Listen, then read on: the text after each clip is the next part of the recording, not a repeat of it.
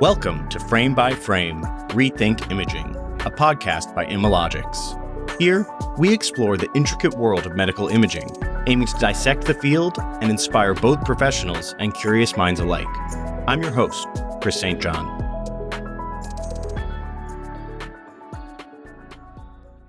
Today on Frame by Frame, Rethink Imaging, we are so excited to welcome Dr. Amy Patel. She currently serves as an associate professor of radiology at the University of Missouri, Kansas City, and as the medical director of the Breast Care Center at Liberty Hospital, now part of the University of Kansas Health System. Dr. Patel is also an affiliate member of the University of Kansas Cancer Center, where she serves on their health policy committee, and she currently holds the position of president of the Missouri Radiological Society.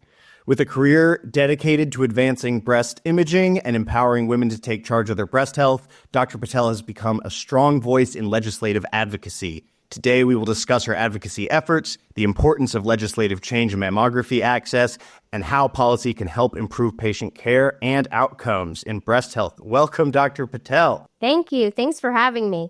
Yeah, thank you so much for being here, and thank you for sitting through my slightly verbose introduction. Yeah, just to dive right in with you, Dr. Patel, you've had a fascinating career in radiology with focus on breast imaging. What inspired you to specialize in this area, and how did your interest kind of evolve over the years?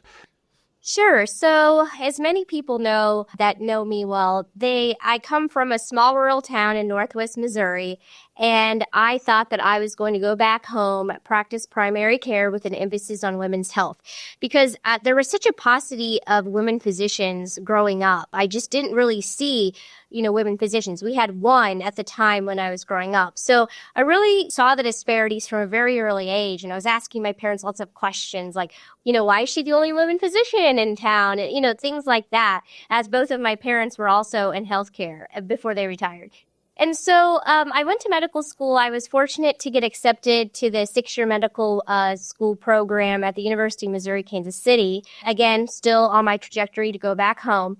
And one of my best friends, his mother was a breast radiologist in St. Louis. And he said, I know you want to go back home, but maybe you should go do a rotation with her, see if you like it. It might have all the elements that you want as a practicing physician. So I said, okay. So I went and did an elective with her, and I just never looked back. It had all the elements, breast imaging, that I was looking for. The patient interaction, the advocacy piece of how you can make a difference in a patient's life and save their life when it comes to breast cancer.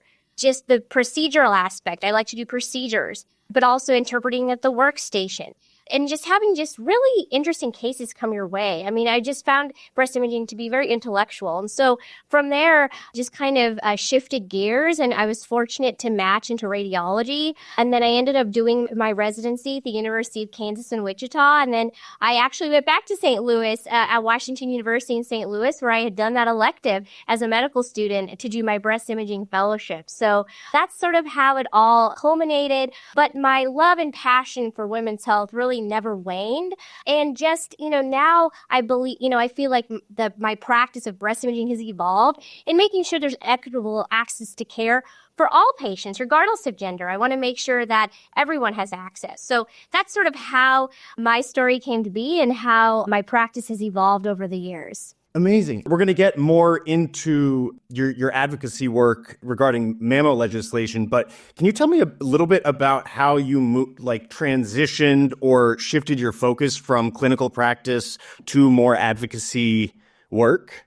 Sure. So I started out my career right out of fellowship at practicing at Beth Israel Deaconess Medical Center in Boston, Massachusetts. And very quickly, one of my colleagues, who is now, she's a beloved friend and mentor, Dr. Priscilla Slanitz, she chaired the mammography committee for Massachusetts Radiological Society.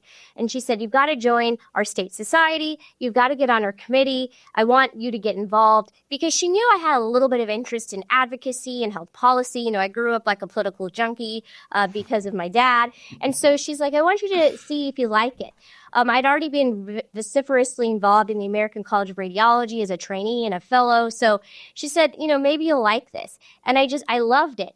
And so I had a really awesome opportunity just 1 year out of training to testify in the Massachusetts legislature with her as we advocated for coverage for women for diagnostic breast imaging without copay or deductible. So that was the first, I think, pivotal moment in my career where I realized, wow, what we do can make a difference. Now, it took many years for that legislation to pass, but it finally passed, and crossed that finish line last year, which was wonderful to see. And I'm no longer in Massachusetts, but it's so wonderful to see the sweat equity that Dr. Slinitz put in, multiple others, Susan G. Komen, Dana Farber. And so that's really where it all came from. And so when I had a wonderful opportunity to go back to Missouri to practice, to build a comprehensive breast program, policy was quite lacking in Missouri, and I know we'll be getting into that. So I was really able to use those, skills that I cultivated and I was able to acquire in Massachusetts due to wonderful mentors like Dr. Slanitz and bring that skill set to Missouri so that we could pass really critical legislation for access to care for Missouri women. That's amazing. So you kind of just dove right in from the beginning. Yes. Yeah, I'm here for that energy. I mean, that's kind of my thing. Go big or go home, right? So. Yeah, absolutely. Dr. Patel, could you discuss the significance of the bills you helped pass in Missouri, ensuring that diagnostic breast imaging is covered by private insurers without copays or deductibles? Sure. So we were really fortunate to pass 3 critical pieces of legislation in Missouri. And I say we because it truly is a team effort. I mean, you can't pass this legislation without multiple factions involved, areas of expertise, multiple elected officials in the Missouri legislature really championing our efforts. So the first critical piece was screening mammography coverage. So prior to us passing this bill in 2018, insurers were only required to cover 2D screening mammography every other year beginning at the age of 50. And once this bill passed in 2018, they were required to cover screening mammography annually, both 2D and 3D mammography starting at age 40 in accordance to the American College of Radiology recommendations. So that was huge because the legislation hadn't been amended since the early 90s. So that was really a huge victory for us. So that was the first thing. And what was really great to see is once we were able to get that bill passed, the Kansas Insurance Department started covering these mammograms annually at 40, 3D and 2D for Kansas women. So that was awesome to see that happening, just right next door. So then in 2020, we were able to pass critical breast imaging legislation for above average risk patients in accordance to the American College of Radiology recommendations. And that was wonderful because we had so many women who were above average risk that weren't having their screenings covered by insurance. So that was a huge victory. And then in 2023, we were able to get diagnostic breast imaging coverage without copay or deductible passed, which was also just an incredible feat. So we were able to get these 3 pieces passed.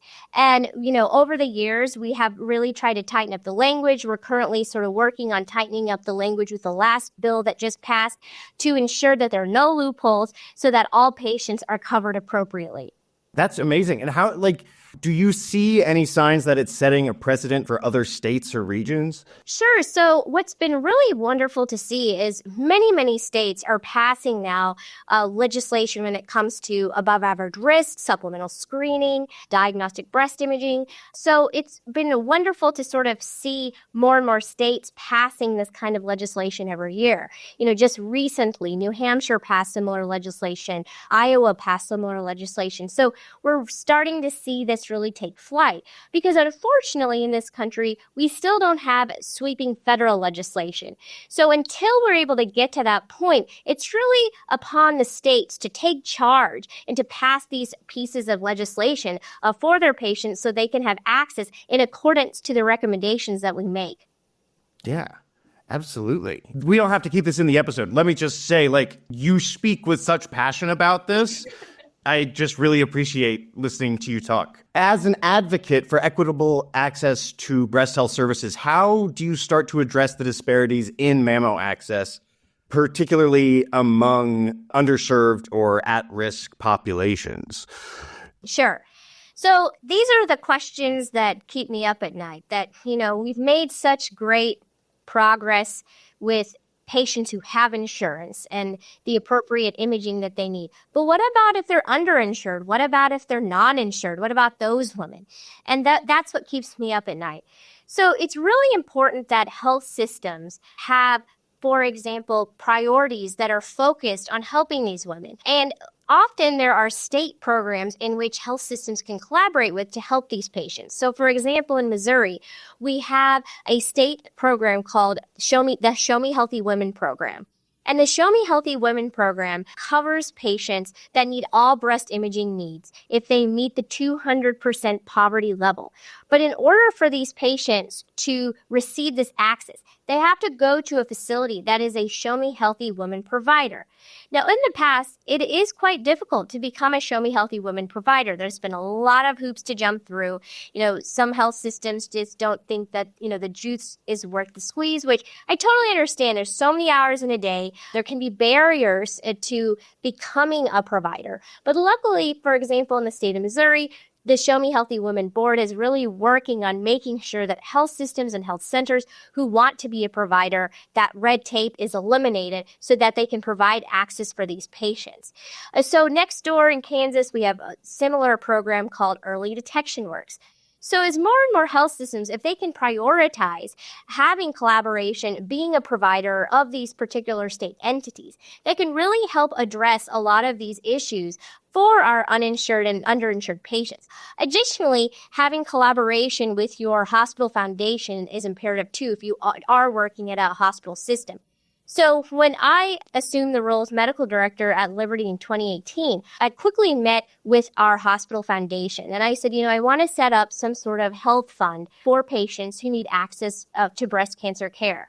And we've been really fortunate over the years to have a really robust fund where if we have a patient that shows up that doesn't have insurance, we just pick up the phone, call the foundation, and tell them the situation. And we're able to go through the appropriate steps to make sure these patients are covered. So for example, next Wednesday, we're having sort of a Valentine's theme screening day. And anyone can come and get their screening mammogram regardless of insurance status. And those patients who show up who don't have insurance will be covered by the Liberty Hospital Foundation. So that collaborative approach too can really help. And it works. People say like, oh, well, you're talking about this program. Well, I'm living proof that yes, it's hard work, but collaborating with these sort of entities, you can provide true tangible access to care for patients. So these are some ways that we're working on trying to improve access for patients. But I know that there are so many other organizations out there where health systems and health centers can collaborate. These are just a couple that we're doing, and we're striving. For example, for Show Me Healthy Women, we're striving to become a provider currently to make sure that patients have access. And in the meantime, we have our foundation to lean on so patients don't have to be turned away. That's so incredible. One of the things that I talk about coming from restaurants a little, maybe too much on this podcast, but having spent so long in the service industry, one of the things I've noticed, right, is some folks sometimes not wanting to make too much money because there's like this little dead zone where you can't get the help and the access to care that you need because you make slightly too much, but not quite enough to pay for the actual care itself. I don't know, it's really inspiring to hear about programs like this that don't leave dead zone. And, you make a great point. I mean, we live in one of the wealthiest countries in the world, and it's so sad to me to think that a patient has to think that way. Like, I can't make this much because if I make this much, I'm not going to be covered for X, Y, and Z. I mean, it shouldn't have to be that way, right? And so, I think it's really incumbent upon health systems and health centers to come up with alternative solutions, particularly for those patients who are kind of in those gray areas. If folks were interested, what steps can be taken to help ensure that more legislation is passed to address these inequities? Sure. So, it can start as a very simple conversation with your state elected official in the region. Reaching out, meeting for coffee, having them come have what's called a site visit at your hospital system. So we've hosted many elected officials at our health system, and particularly in our breast center, to show them who we are as radiologists, the integral role we play in breast cancer care. What does a breast radiologist do?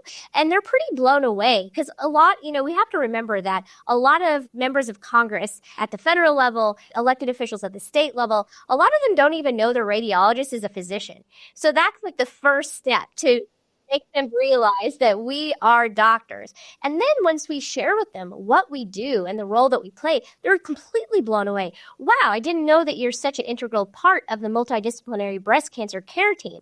So having that initial meeting, really having them understand what you do is important, and then sharing with them patient stories, issues that you're facing in the clinic, because they'll ask, like, so what are the challenges you're facing in the clinic? And you got to share it with them. And, what's really great is I truly feel that our elected officials, I don't mean to get too political, but I do think when it comes to issues such as breast cancer care, I do think that, and specifically in Missouri, we have a very bipartisan effort. I've been really blown away by this, and I'm really grateful. And they want these patients to have access. So really sharing with them the issues can really spark, a flame that, I want to champion this. I want to help this physician. I want to help this team make sure that these patients have coverage. And consequently, we've seen a wonderful bipartisan support on this issue in Missouri. And I really feel because of that camaraderie with both sides of the aisle for this issue, we've been able to get all of this breast imaging legislation passed. That's incredible and honestly pretty inspiring nowadays. Your advocacy work also extends to earlier surveillance for women at high risk for breast cancer. And this is something you've been talking about. First of all, just for my edification as someone who does not live in this world, can you talk a little bit about what makes a woman higher risk or makes a person higher risk for breast cancer, and explain the rationale and the role that legislation plays in ensuring these people receive the care they need without the financial barriers? Sure. So we recommend that any woman of any color is risk assessed by age 25. And there are risk assessment tools out there that can calculate a patient's lifetime percent risk of breast cancer. If the patient is deemed 20% or greater lifetime risk, they're considered above average risk. And then if that's the case, we recommend the American College of Radiology and the Society of Breast Imaging recommend annual breast MRI from the ages of 25 to 29, and when they turn 30, in addition to that annual MRI, screening mammography alternating every 6 months. So the premise of this is because, we are obviously wanting to catch cancer sooner, particularly in those who are above average risk for breast cancer. And you might have seen, in the media recently that we are finding more breast cancer in younger patients and Right. cancer in general. It's just younger and younger and younger. I'm 33, and I think 3 of my friends this year have all gotten diagnosed with some form of cancer, some breast, some not, but yeah. Yeah, and it's devastating. And then we know, particularly in certain factions, that, for example, Black women, they tend to have more biologically aggressive cancers, known as triple-negative breast cancers. We know that white women are more likely to be diagnosed with breast cancer, but Black women are 40% more likely to die from breast cancer. And in Missouri, it's actually 46%, so it's higher than the national average. So having these recommendations in place are so imperative. And so having that insurance coverage for the recommendations we make for imaging is even more imperative. Because like I always say, you can make any guideline or recommendation, until you're blue in the face. But if there's no insurance coverage for these patients or those who are uninsured, if there's no coverage for these patients, like what is the point of making all these recommendations? What is the point of the guidelines? We have to have some sort of access and coverage for these patients. Yeah, absolutely. I'm still new to having a good or an insurance plan that does something. And honestly, I still am waking up to the fact that I'm like, oh, I can go to the doctor. Yeah, this is great. And now being here in this whole healthcare world, it's like, I feel spoiled. And, we know if we can detect a cancer at its earliest notice, so if we can detect a cancer that's less than a centimeter in size, your survival probability is almost 100%. So that's why we stress early detection so much. And it's not just saving a patient's life. If we can find a cancer when it's very tiny, very millimetric, that leads to less invasive treatment for the patient as well. So it's not just about mortality, but it's morbidity for the patients as well. And they have better outcomes. So there's a reason, that we recommend what we recommend. And so it's been, again, really wonderful to see these guidelines be issued. It's been great to see access to care for patients in multiple states through legislation, but the work certainly isn't done. There's a lot of states that are not covered, and the goal is to have sweeping federal legislation for all patients. So Dr. Patel, you've talked a lot about sweeping federal legislation. Is there anything actually on the way or anything moving? Yes. So last legislative session, there were two pieces of federal legislation that were introduced. The Find It Early Act and the Access to Breast Cancer Diagnosis Act. Both are very similar pieces of legislation, but the ABCD Act has a little bit of a narrower scope of insurance coverage. But the goals of these pieces of legislation is to ensure that there is coverage for women need access to diagnostic breast imaging without copay or deductible, supplemental screening, and those who are high risk as well. So there's a lot of pieces involved with coverage. And so, yes, as a result, it will be a very costly bill if one of these pieces pass. In a political climate where Congress is trying to achieve budget neutrality, it is going to be difficult. I mean, I'm very forward. I'm a straight shooter when people ask me, what are the odds of this getting passed? The odds of it getting passed last year obviously did not get passed. There is no reason why these pieces won't get introduced this legislative session, but we need to be realistic that there's a good chance they won't pass again. But that doesn't mean we don't keep trying. So we know that last September, the FDA MQSA, there was a final rule that took effect in terms of us having to notify patients about their breast density. I mean, that was something that we advocated for decades. And it finally came to fruition where all 50 states have to employ this now.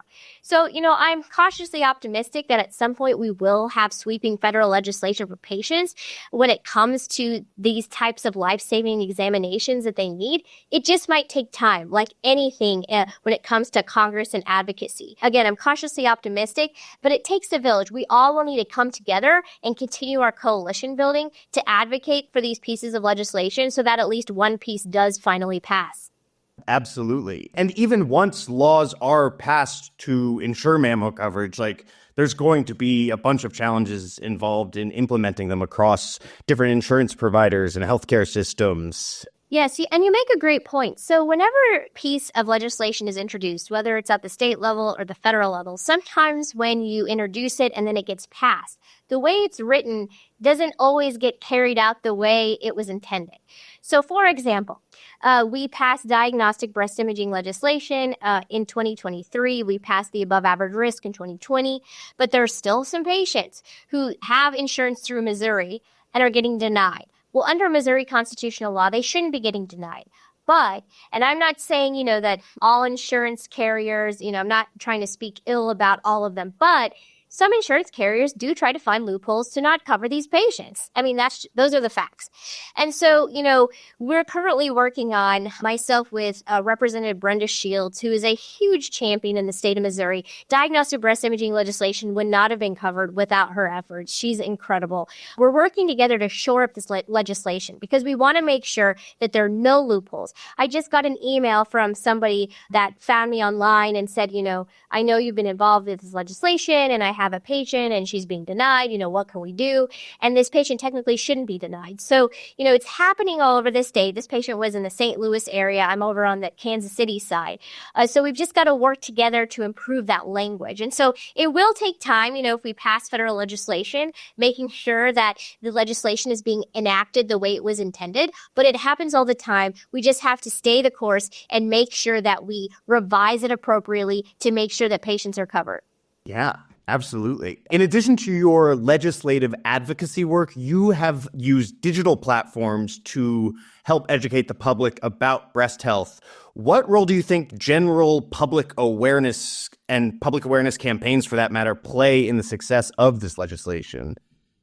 Yes. So I would say that these days there's some controversy about digital media and patients are trying to figure out online what is truth, what is factual, what is fake. And that's really concerning for us as physicians who are trying to get accurate information out there, right? I've been fortunate to be able to use my digital media presence and platforms, the social media platforms that I'm on, even my website, to try to educate patients as accurately early as possible. And there is power in social media. So for example, when we were advocating for the high-risk breast imaging legislation in 2020, the champion of that piece of legislation was Senator Lauren Arthur. She was incredible. And we worked together to do this social media push. We testified in Jefferson City at the Capitol about this legislation. We pushed it out on all of our social channels. And all of a sudden, all these patients started flooding in, commenting, saying, I am a patient who is denied. What can I do to help? What can I do to help? And so we had like over 40 letters to the Senate Finance Committee that, had the jurisdiction of pushing the bill forward or not, or killing it, to talk about their stories, about how they were getting denied. And this all kind of was organically sprung from social media. So I really think that there is a utility in it. It can be used for good, although I know these days a lot of people are trying to steer away from it. But I still think that there's some positive utility in it. And this is a prime example of how we really used it for good. And we were able to get this bill past the finish line and before the COVID shutdown in 2020. So we were just really, really elated. Are there any other additional reforms you are advocating for to address gaps in breast cancer detection and care? Yeah, so like previously discussed, Representative Shields and I are working on the existing Missouri legislation to sort of shore it up for all of these patients, for the patients for screening, for diagnostic, for above average risk. We're seeing the most issues with the above average risk patients and the diagnostic breast imaging patients, not so much the screening. So we're kind of working on that, shoring up the legislation, the language right now, to make sure that there are no loopholes. So that's the biggest thing we're working on. And then, with my role with the American College of Radiology, we're obviously continuing to advocate for these federal pieces of legislation. We're watching it closely. Like I said, there's no reason why Find It Early or ABCD won't be reintroduced. And from there, through my role as chair of the Radiology Advocacy Network, last year we did send out a call to action to our members about contacting their federal elected officials to support the Find It Early Act and to show that, solidarity of our profession, that we all support that sweeping federal breast legislation. So, I anticipate we will do something similar this year and just continue to push forward. Again, it may not happen this year, it may not happen in 5 years, but we'll continue to push forward. Yeah, I love that. Just hearing you talk about this, how do you find the time in the day, Dr. Patel? I think you just prioritize the things that you love and of which you feel so passionately. I also have an 18-month-old at home now, which has really changed my life in so many ways. All for the better, but obviously now my life is more of figuring out the pieces to the puzzle and making things work. But advocacy is just such a huge part of not just my, career, but really my life. I really eat, breathe, sleep this kind of stuff and health policy. So again, if you love what you do and you're passionate about it and you feel like, I truly feel this is a calling. I feel like I've been put in this position to try to, and use my skill set to try to help as many people as possible. And that's just how it's always been. I grew up not, with much money. We grew up poor. My parents immigrated here with literally nothing. And so I just always want to try to help people and pay it forward. And like I said, I'm in a position to do it. So I'm going to continue to soldier on and make advocacy a priority of my career. And in hearing you talk about it too, I can't help but wonder, and before I let you go, has there been a most rewarding moment of your advocacy work?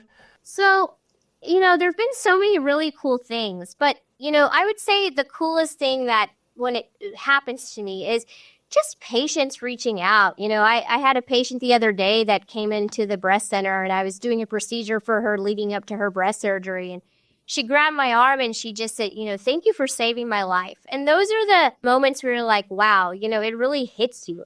Like, I have been so fortunate to be recognized with different awards. And, I was the Kansas City Chiefs Fan of the Year in 2022, where they recognized me for my love of the team and my, the role that I played to reduce or to improve access to care to breast cancer disparities in the region. And there have been so many awesome things, but nothing can match just that human touch and just a patient, that tangible, thank you, you saved my life. Like, nothing is going to override that. And it's such a joy and it's such a privilege to take care of patients.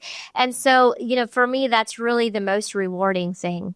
You're going to get me like mildly weepy for the first time on a podcast episode.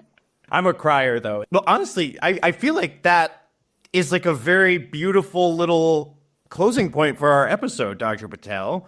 Give you 5 extra minutes to get to your meeting. Dr. Patel, thank you so much for joining us today on Frame by Frame. Dr. Amy Patel is the Associate Professor of Radiology at the University of Missouri, Kansas City.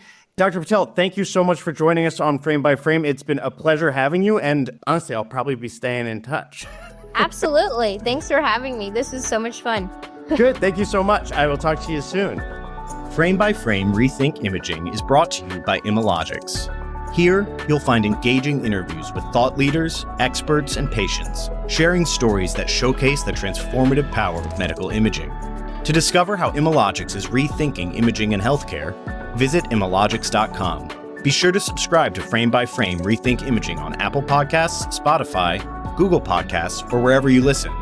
And from all of us here at Imalogics, thanks for tuning in.